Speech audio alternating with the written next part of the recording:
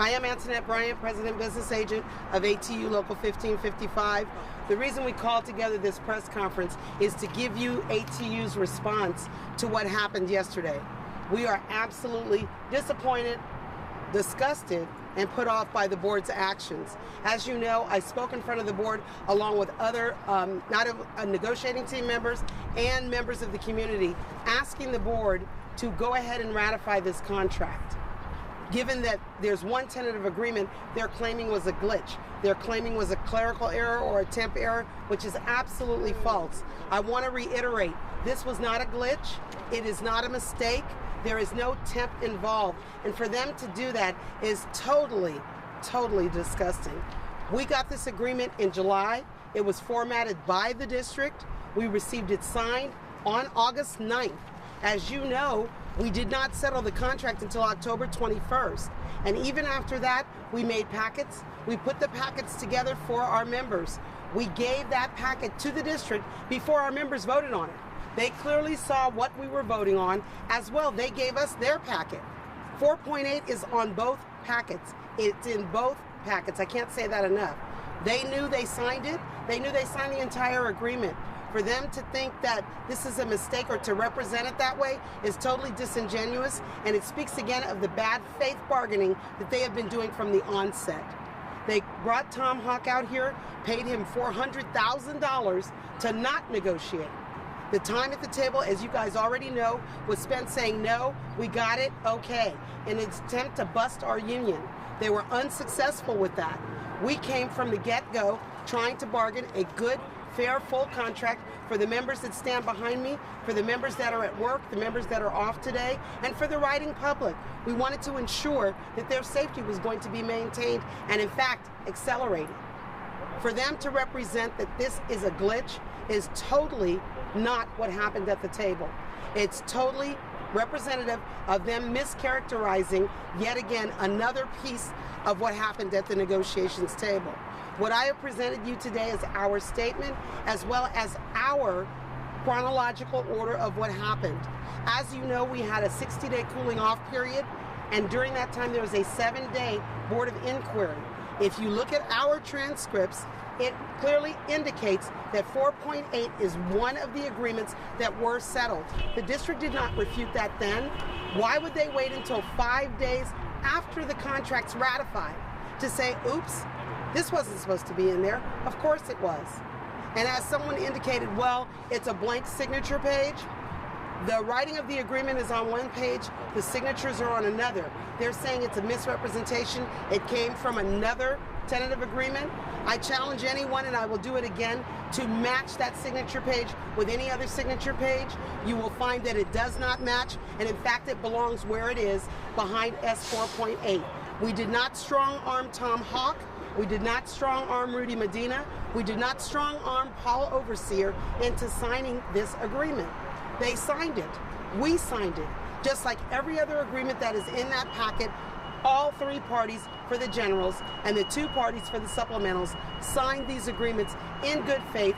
As you know, the general manager stood up and said, this is a fair contract, and we expect it to be ratified. Now here you come 2 weeks later saying it's not.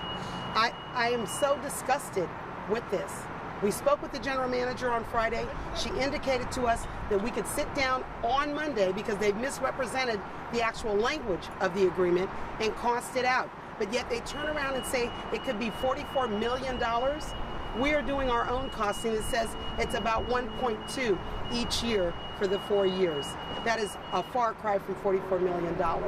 So we just want you to know that for the public that is watching this or that will view this later, that we are absolutely horrified that the district, after everything that went on, a contentious bargaining situation, 2 strikes and 2 people killed, that they would take this action. It speaks to the mismanagement at the top. It speaks to them bringing in a person that had no regard for the Bay Area riding public, had no regard for BART, that just did what he did, and he is nowhere to be found. To say, hey, I did sign this. And I signed it knowing it was an agreement. Paul Overseer knows that. Rudy Medina knows that. So that's what we're out here to say, to let you know. Given this, where do you go from here? And is there a possibility of a strike down the road from here? As you know, we have never spoken the word strike. It has always come from the district. Our members were pushed into a strike July 1st, and we were pushed into a strike October 18th. Are you being we have pushed now? always, no, because we expect to get a deal. We signed an agreement. We have an agreement, and that's what we expect to be honored. We came in good faith to do that. We showed them what we were voting. They showed us what they had. It is an exact replica. So for them to misrepresent it now, in the 22 years I've been at BART, in the 7 years that I've been involved, or the 7 contracts I've been involved in, this situation has never happened. If you sign an agreement, that's your word, that's your bond, that you have agreed to this. To turn that now is totally reprehensible. So where do you go from here? At this point, this section is a general section, which means that we are dealing with SEIU. We are talking with them. We're going to meet early in the coming week to find out where we go. We're looking at all of our options, but I think that I can say on behalf of SEIU, they are equally as disgusted as we are, as members of the press are, and public, the writing public that I've spoken with. So if the BART board does not vote for this package, what happens to it? Depending on what they do, we don't know what they're going to do. I am still encouraging the board to vote this contract. We have an agreement. We have an agreement signed by all 3 parties. So I am still pushing for the October or the November 21st vote. Is there any way if they don't vote for it, are you back again, to square one? we're looking at our options. We have a lot of variables that we can do. The representation that they have made to the press with regard to 3,300 members that would be taking 6 weeks of family medical leave. This is for people that are bonding with a child, a foster child, a person with a seriously ill parent, spouse, or child. Everyone at BART does not have that scenario. We're talking about a very small number of folks. How many folks do you think would be doing it? It's not 30. To guesstimate, as people get older, they're taking care of their parents, they're taking care of and it's seriously ill. It's not somebody for a hangnail or a cough.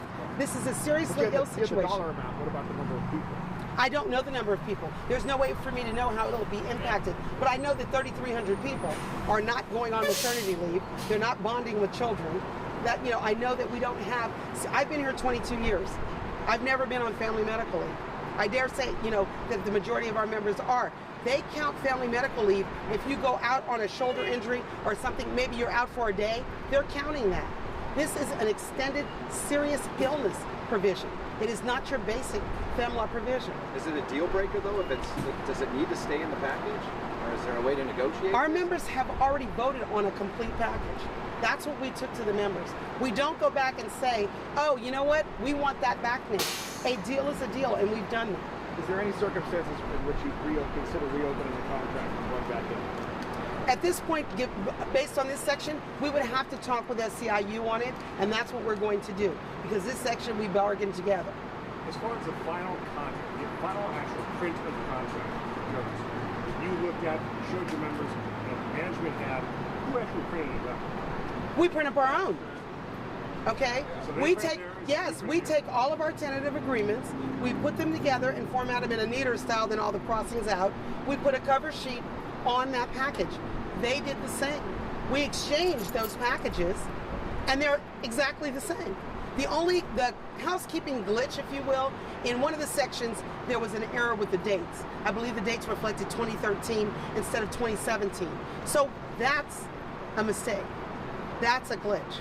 Not when you have high-priced, high-powered, highly paid negotiators that have signed off on a deal, and it's done. And how many people actually signed the contract? For the district, on that particular tentative agreement, they had Tom Hock, their $500,000 man, Paul Overseer, the Assistant General Manager for Operations, and Rudy Medina, who is the Labor Relations Manager.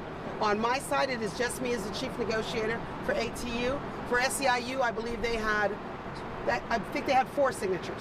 So we're talking about a lot of people that saw this. And we're talking about when the packages were brought to us, they were exchanged. They saw this before we voted it with our members. So they knew what we were voting. But even if they didn't, their package reflects the same thing. We've got the cover sheets to reflect it. We've got their complete package, which has that agreement in it. The management's been making this argument that it's going to cost tens of millions of dollars. break down the numbers if you will, monetarily. Again, the numbers that we're doing preliminary costing, we will be doing official costing on Monday, but preliminarily, we have come up with it being about $1.2 million a year, which is like lint out of BART's pocket. It's not anything really significant or major. And for them to blow up this contract, this deal, after everything that has transpired over the last 7 months on something that insignificant, is a slap in the face to the riding public. It's a slap in the face to everything that has happened. It's a slap in the face to those 2 men that were killed unnecessarily. What's the chances that the trains would stop running? I don't think there's a chance at all. And I say that because we have not looked at all of our options.